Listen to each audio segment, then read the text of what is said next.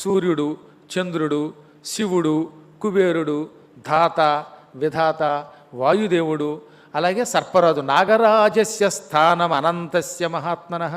నాగేంద్రుడు అంటే ఆదిశేషుడికి, గాయత్రీ మాతకి, అష్టవసువులకి, పాశములు ధరించిన వరుణునికి, కార్తికేయునికి కూడా చెప్పారు సుస్పష్టంగా. కార్తికేయస్య స్థానం కుమారస్వామికి గుడి, ఆ పక్కన యముడికి.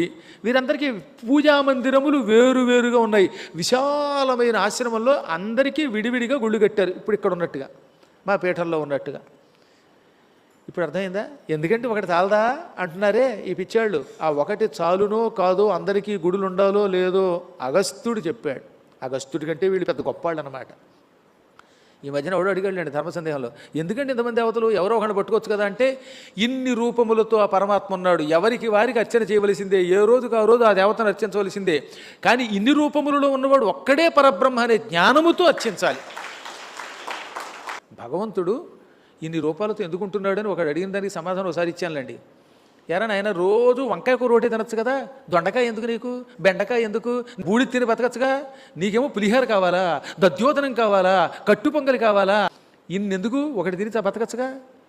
ఇన్ని ఉంటేనే శరీరంలోకి విటమిన్లు ఎడతాయి, ఇన్ని రుచులు ఉంటేనే మనం బతుకుతాం, ఒక్కదాంతో బతకలేము. అలాగే పరమాత్ముడు కూడా ఒకే రూపంతో కాకుండా ఇన్ని రూపములతో ఒక్కొక్కరికి ఒక్కొక్క ఆసక్తి ఉంటుంది కనుక ఆకర్షించి ఆ రూపముతో ఒక్కొక్క పని చేసి మనల్ని రక్షిస్తూ చివరికి ఇవన్నీ ఒకటే అంటున్నాడు. ఇప్పుడు విడిగా ఉన్నప్పుడు అది వంకాయ, ఇది అన్నం, పెరుగు, పులుసు, పాయసం అన్నీ నవిలి తిన్నాక కడుపులోకి వెళ్ళాక పాయసం విడిగా ఉంటుందా?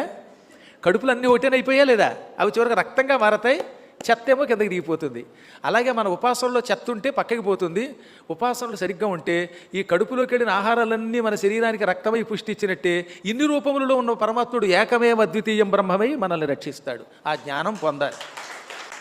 అవన్నీ సూచించాక అగస్త్య మహర్షి మహాకాంతితో వారికి దర్శనమిచ్చి వారి చేత అర్చనలు చేయించాడు.